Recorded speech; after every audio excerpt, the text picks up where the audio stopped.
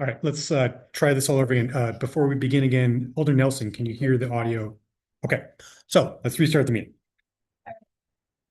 Thank you, everyone, and for welcoming us. Let's try this all over again. Before we begin again, Alder Nelson, can you hear the audio? July 15th. Okay. So let's restart the meeting. 7 o'clock. I do apologize. We are having some technical difficulties.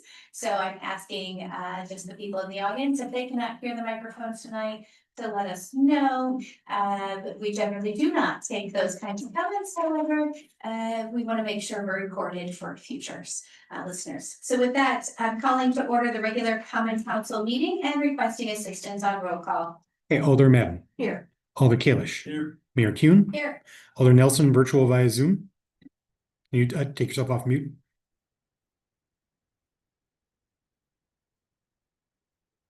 We'll come back to Alder Nelson in a second. Alder Myers. Present. Alder Hanero. Here. Alder Lorman. Alder Crow. Here. Alder Nelson is here. Okay.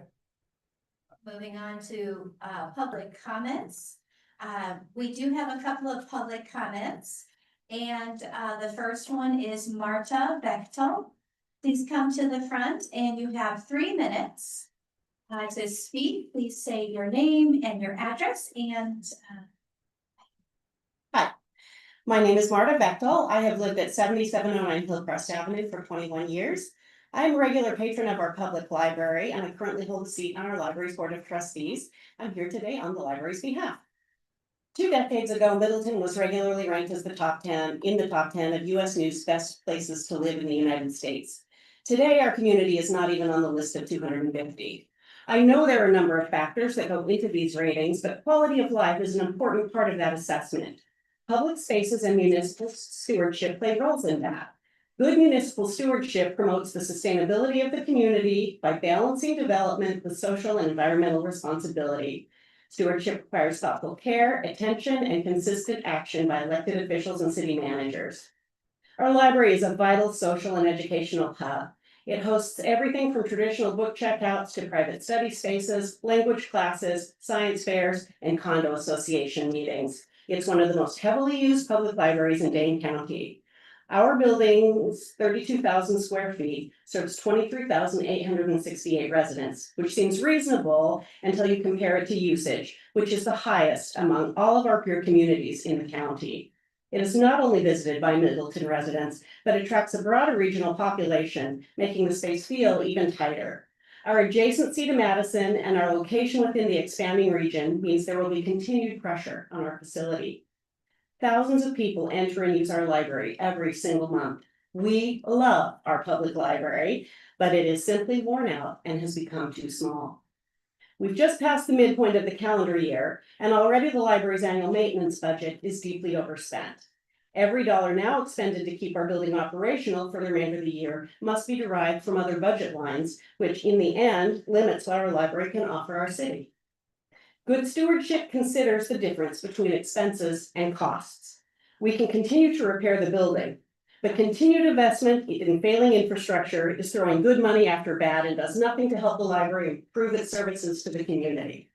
Middleton needs a new facility to be able to meet public expectation of a modern library, and I'm here to advocate for that investment.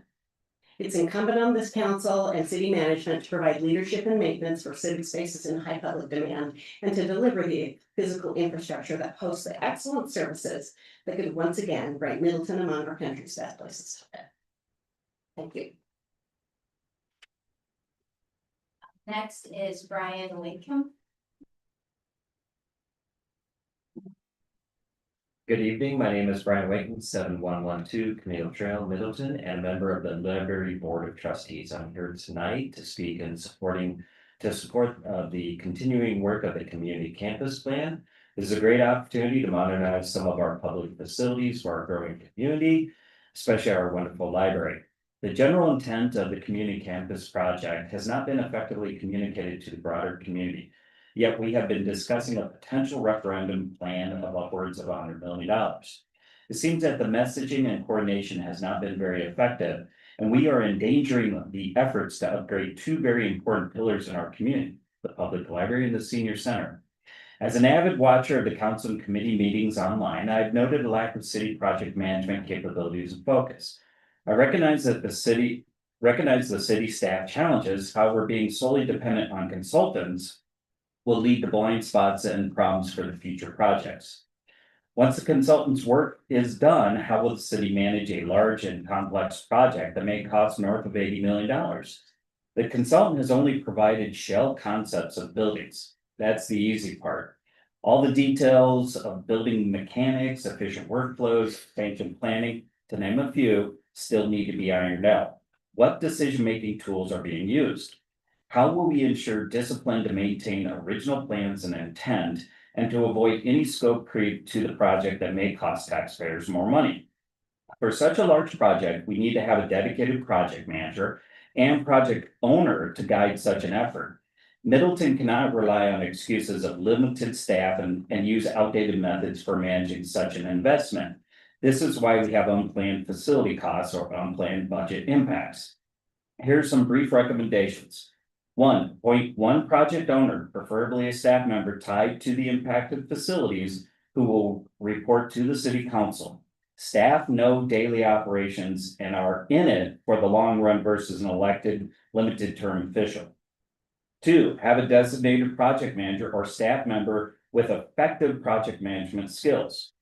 3. Require and publish real-time project timelines with milestones to be transparent to the community. 4. Develop measurable project deliverables that must be reported out to the Common Council. And 5. Develop a new, broader communication plan to the community. Our current efforts are not making an impact on the community awareness or knowledge. These are just a few ideas, and there are many more. We all know that the library and the senior center are pillars for our downtown. We need to approach this project with common sense, objective deliberation and discipline, and effective management. We probably have one chance to request a large dollar referendum for our multi-organizational redesign. I would like to extend my appreciation to all the folks that have been involved in this effort since 2015. We have a great opportunity here. Let's give it the attention, dedication, and professional support that it needs. Thank you. Thank you for that. And next is Robert Seltzer. Seltzer, like Alka, Thank you. makes it easy. My name is Robert Seltzer. My address is 7637 Farmington Way in Madison. I used to live in Middleton. And then as we got old and more infirmed, and you see me sort of limping, we needed to move to a one level house in Madison, but it's 5 minutes away. Okay. I've been involved in the Middleton Public Library before. I was on the board and chaired the board in 2017, so I have a bit of experience. I was on the committee that hired Jocelyn, and I was also chair of the advisory board of the Boca Raton Public Library, and this is far superior, frankly. Favorite things about the library: I love reading, I love books, I love magazines, and I love the challenge in Middleton of creating a 21st century library. We're not there, we have a long way to go. In 2017, we did a community survey with a consulting company and documented the need for a new, dramatically expanded or new public library. Looking at the model of a library in the 21st century, we looked first at space needs. It's very clear that the collection space is absolutely at its maximum. That was in 2016, you can imagine. Children, teen, and adult, all needed more space. And that was documented in a Library Planning Associates published at the Wisconsin DPI. Community events need more space. We have some, they are fully used. Current programming exceeds capacity. Again, this is 2016. The number of programs offered was 750. The number in attendance that year was 25,000 plus. That was in 2016. Youth space is sorely lacking. Middleton has 7% of its library devoted to youth space. Fitchburg 15%, Verona 23%, and Sun Prairie 21%. A 21st century library is a central hub for knowledge, for creation, for information and technology, self-directed learning.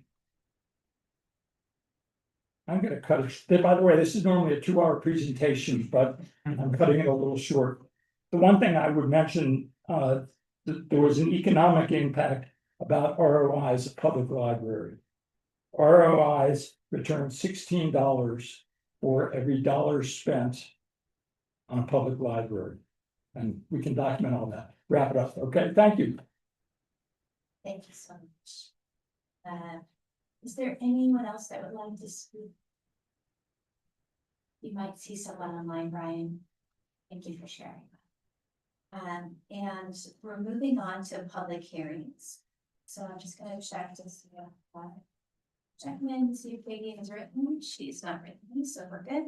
The time is now 7:14, and I'm opening up the public hearings for Taqueria Jalisco. LLC DBA Taqueria Jalisco is requesting a Class B fermented malt beverage and Class B intoxicating liquor license located at 2606 Allen Boulevard with Monique Covarrubias, 5120 Concord Drive, Middleton, Wisconsin, as the agent. Is there anyone that would like to speak? Hearing none, by duty, I must ask one time. So would anyone like to speak? And would anyone like to speak? Hearing none, we're going to go ahead and close the public hearing. The time is now 7:15. Moving on to the approval of the consent agenda. Is there a motion? Yes. I would like to call item 9, please. And 7 and 6. And 5. Is that a first motion and a second? Like a motion to approve 1 through 4 and 10? Well, we don't need a motion. We just want to pull those items. Yeah, by parliamentary procedure, just one council member can indicate that they want an item pulled from consent, and then it'll be pulled and we'll come back to it after completion of the remainder of the consent agenda. Yes, so I'm asking if the Oh. motion is to approve 1 through 4, 8 and 10. Is that your motion? 1 through 4, 8 and 10. That is the motion, Madam Mayor. Excellent. So we have a motion and do we have a second? This is an roll second. All those in favor of approving items 1 through 4, 8 and 10, please say aye. Aye. Any Aye. opposed? Motion passes unanimously. Did we hear from Alder Nelson? Yes, I said aye. Alder Nelson, you're off of mute, but we can't hear you. I think Okay, she's gonna try can to you log hear in me again. right now? Can you hear me now? Should we mark that as 7-0? Yes. Moving to item number 5. Is there a motion? Okay, so when we're on behalf of finance and personnel, what we're doing here with this is the motion is to accept this with following changes. We're going to recommend for under recommendations where we have the word of quote. We're going to have a motion, one motion for Treehouse Arbors Science for their pruning services, not to exceed the 13,653. And then we're gonna have another one for foliage tree and landscape for the 74 trees in the south east prune blocks, 36 trees in the south central prune block zone, and grinding of 10 stumps. Everyone not to exceed 116,075. And this will all be contingent on city attorney review. Brian, so how do we want to state that? You'll do one motion first and then a second motion. So first motion would be for approval of the quote to Treehouse Arbor Services and the not to exceed number of 13,600 and change. And then the second motion would be for Bolly for the remainder. Okay, we have, I think we just did one motion in the finance committee. Yeah. I think the motion was to approve the, so yeah, to approve the contract, the work.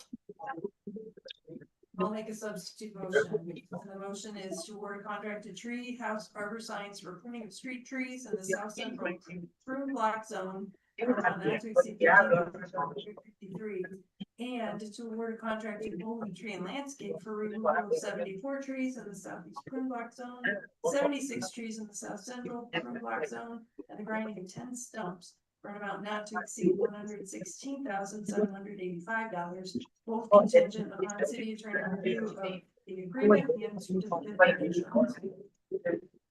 Okay, so like we agree to that.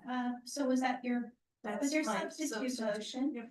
And Alder Lorman, since you originally read that, I'm assuming yeah, you're I'm seconding seconding, that. great. Right, the confusion was because during finance and personnel, we had two motions to Ah, very good. make it one. Thank you for, This discussion. excellent, very good, and thank you, Alderman Iroh for leading us. All right, is there any comments on it? Hearing none, all those in favor of approving motion to award a quote, award a quote to Treehouse Arbor Science, not to exceed 13,653, and Bully Tree and Landscape not to exceed 116,785. Both contingent upon city attorney review of agreement and certificate of insurance. All those in favor, please say aye. Aye. Aye. Opposed? Motion passes unanimously. Is that 7-0? Very good. We do have a member of the audience saying that her audio is interfering with the audio on Zoom. So she might need to go back on mute.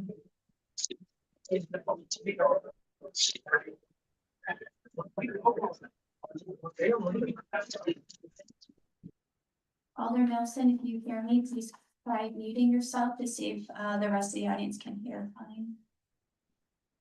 Can you hear me Can I speak? continue? All right, moving on to number 6. Yeah, so what we'll do is, we can do 6 and 7 together. Okay, And what we're doing with these is we're adding, during our financial personnel, we're adding language to each one of them that's the same.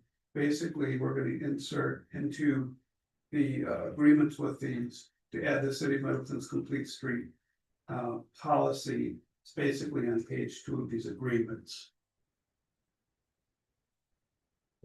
So yes, the motion would be to approve Yes, please. the developer agreement with Haven at Middleton Shores LLC. And the developer agreement with Conservancy Then Two Residences LLC with the addition of the complete streets policy to the list of policies, plans, and ordinances applicable. Excellent, I will second that. thank you. Very good. Any comments? Hearing none, all those in favor of approving the developer agreements with Haven at Middleton Shores and Conservancy Bend to residences, adding the complete street policy to the policies plans as applicable, please say aye. Aye. Any opposed? Motion passes unanimously. We got 7-0. Okay, moving on to number 10. Nope, I'm sorry, number 9. Recommendation to deny a claim submitted by Eric Cushman for damage to a vehicle from a golf ball on June 22nd, 2025. Is there a motion? This is an arrow. I move to deny the claim for discussion. Is there a second? Admiral second. And any comments? I just wondered, how often do we get claims like this? It seemed, I'm trying to think of this from the perspective of the claimant. And if I had been struck by a golf ball and had witnesses and then went to, the city and was told to get a police report and do all that legwork, only to find out that actually the city isn't liable. I'm just feeling like maybe this resident is not being treated fairly, and is this a real hazard? Should we be putting up signs? I guess that's 3 questions. How often does this happen? Is this are we really not liable at all? And can we put up some signs to warn people that get hit by a golf ball? Yeah, I can provide some additional. So when there was the reconfiguration of this hole along Pleasant View Road, the safety was one of the factors that they looked at, and the layout of the course and the development of some berms, and actually moved some of the hazards farther away from the road compared to the condition that's there prior. I talked with the golf course manager. To his knowledge, this is the only instance of a vehicle on Pleasant View Road being struck by a golf ball since that redesign took place. As far as the liability, CIVMAC lays it out in the recommendation recommendation memo.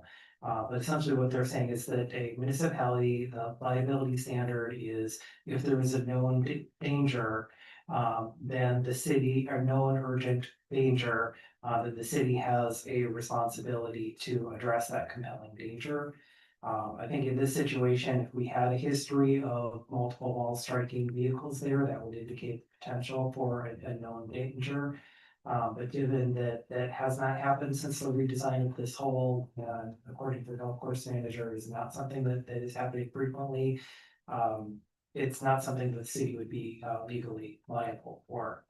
The council has the ability to act on claims. So you have the recommendation from CIVMAC, you have the staff recommendation, but certainly this is a discretionary item for the council. I wanted to add, I think that's a very good explanation, but I wanted to add, why I raised my hand. We had that issue a lot, but not with golf balls, but with baseballs on Mendota in Aldrich Kalish's district. And there are a lot of cars that are hit frequently.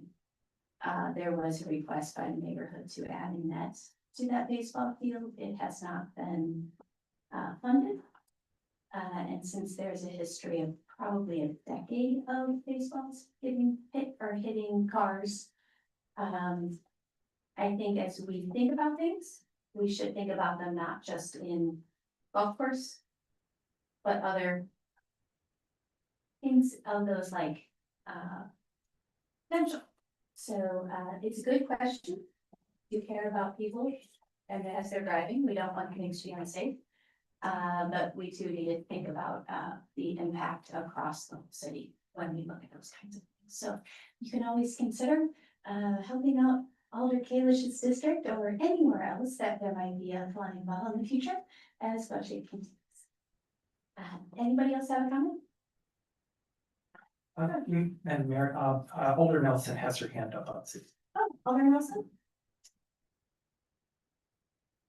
Alder Nelson, you have to take yourself off mute.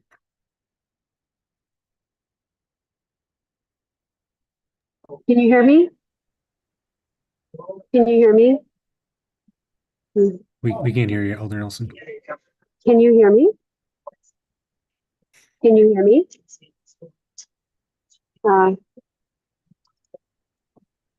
Never mind.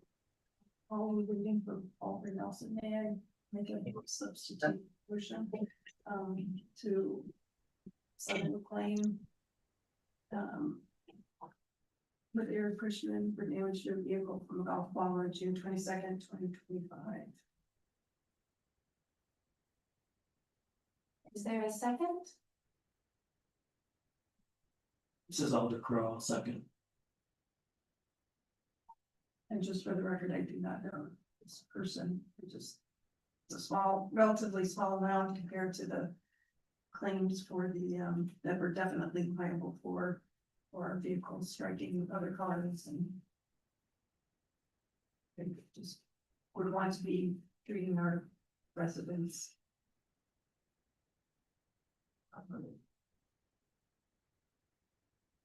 Okay, since we can't hear from Alder Nelson. Will you go ahead to vote? All those in favor of approving the claim submitted, please say aye. Aye. Any opposed? Aye. Aye. Brian, we might need to do a roll call vote. Yeah, sure.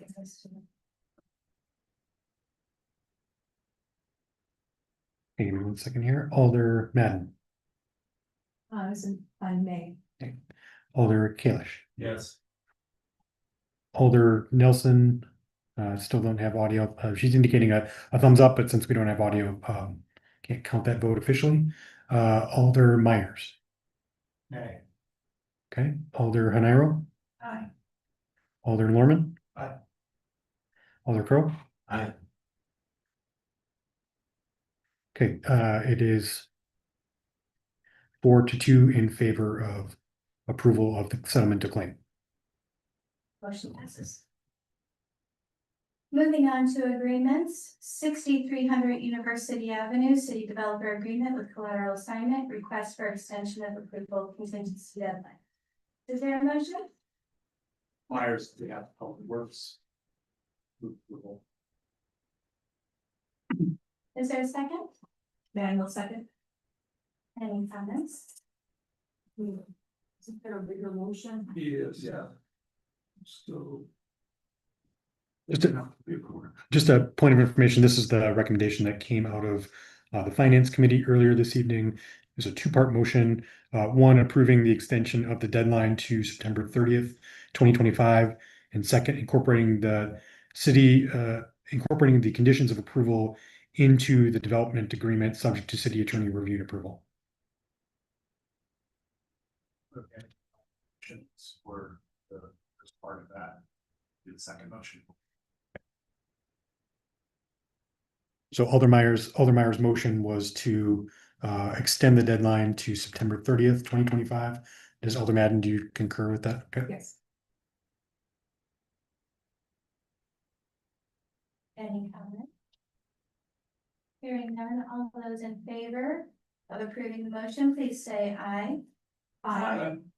Any opposed? Motion passes unanimously. Moving on to the second portion, can you read the second?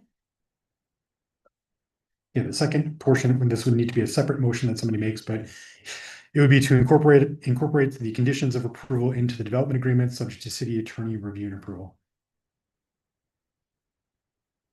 Second that.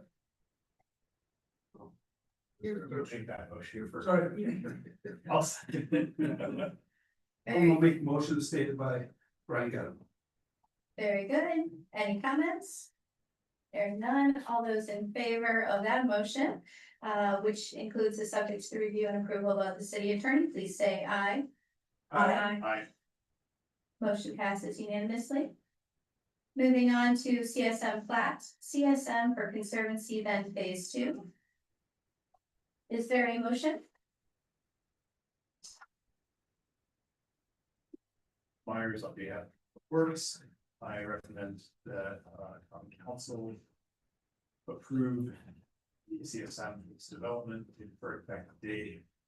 Approval upon completion of the 3 bullets listed in our agenda. And that if the above items are not completed by September 2025. I will second that, and request that we read the, 3 bullet items, unless it's showing on the screen. Approval of the city developer agreement for public improvements to receive the surety and fees to provide for construction of public improvements. Approval of the plan drawings for public improvements associated with this development. City engineer satisfaction with completion of any remaining and additional review comments by staff on plan drawings. Very good. And I know you made the motion. Was there a second? Excellent. Thank you. Any comments? In that case, all in favor of approving the CSM for Conservancy Bend Phase 2, please say aye. Aye. Any opposed? Motion passes unanimously. Moving on to CSM for Middleton Shores, is there a motion? This is Madden. I'll move approval of the CSM for Middleton Shores, as recommended by staff in the Public Works Department.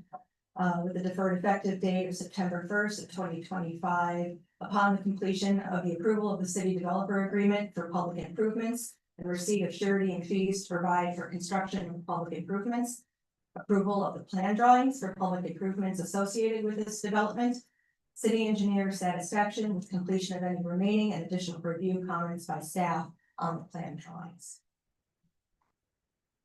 Is there a second? I'll second. Any comments? Just to clarify that, maybe I missed it, if the above items aren't completed by September 1st and the approval is void. To start with. To start with that, Yeah. okay. Good catch. And in that case, all in favor, please say aye for the CSM for Middleton Shores. Please say aye. Aye. Any opposed? Motion passes unanimously. Moving on to miscellaneous, consideration and approval of appointment of Casey Radke to the position of Human Resources Manager. Is there a motion? Sure, on behalf of finance and personnel. That Casey Radke be our HR manager. Second motion. Any comments? Hearing none, all those in favor of approving Casey Radke to the position of Human Resources Manager, please say aye. Aye. Any opposed? Motion passes unanimously. Moving on to appointments, the appointment of Lindsay Minlin and Carla Anderson to the Library Board. This is an arrow, I move approval. Just grow all second. Any comments? Hearing none, all those in favor of approving Lindsay Minlin and Carla Anderson, please say aye. Aye. Any opposed? Motion passes unanimously. Moving on to updates on committees, commissions, and boards by council members. Katie is usually one of our sharing councilwoman. As president, she loves to share updates. So is she able to speak yet? Not yet. Well, we'll send her our love to her. I'm sure she has lots of hot topics for us next time. Does anybody else have Yes. Sure, over the weekend in Charles District, we had the airport, 1,200 meals were served. So it's, that money goes directly back into the area, and the hosting organizations for Middleton in Chapter 93 is now up to 12 scholarships. And so these are local students, this high school age, learning to take on careers in aviation, fully paid for by the Experimental Aircraft Association. And there were some folks in this room there as well, so thank you for attending and supporting. I will add that I saw the fourth generation Air family member take a flight a few weeks ago in the local newspaper. Oh, yes. It was adorable. If you all didn't see it, I thought that was very sweet. So glad it was followed by the pancake breakfast that I saw you guys got some local media. Yeah, July is kind of aviation month because of Oshkosh, so like migrating birds, airplanes tend to make their way through Middleton on the way up to Oshkosh and on the way back, and as a result, the local aviation related businesses and host more events this time of year, so. So, and all the local airports too, that's not just us, if you were to go visit any one of them, they're pretty busy. Great. And it was a great event. Anybody else have any hot topics? Sure. So the pedestrian bike and transit committee discussed a few upcoming proclamations. One, of course, is the Week Without Driving, which will happen at the end of September. The other is in support of bringing V-Cycle to Middleton. If you guys aren't familiar with V-Cycle, it's a rideshare program. You have it all over Middleton, or excuse me, Madison and Fitchburg. Provides you the rental of an electric bike that you can go for about an hour at a time and then dock. Would be a great boon, and not only to our city for tourist dollars, but also to really implement an alternative to driving particularly short distances. So if you're not familiar with the program, I would encourage you to look at it and support it.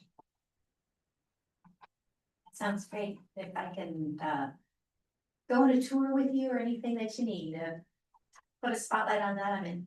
All right. I've used those around campus. Have you? So buy a pass, which is probably the best bet, and then just use it, drop off, pick up, kind of deal. That adding us to the drop off pickup would also be good for this, the system. Well, very good. Thanks for that update. Anyone else? Hearing none, we could go ahead and close the meeting, and we are adjourned. Have a great night, everyone.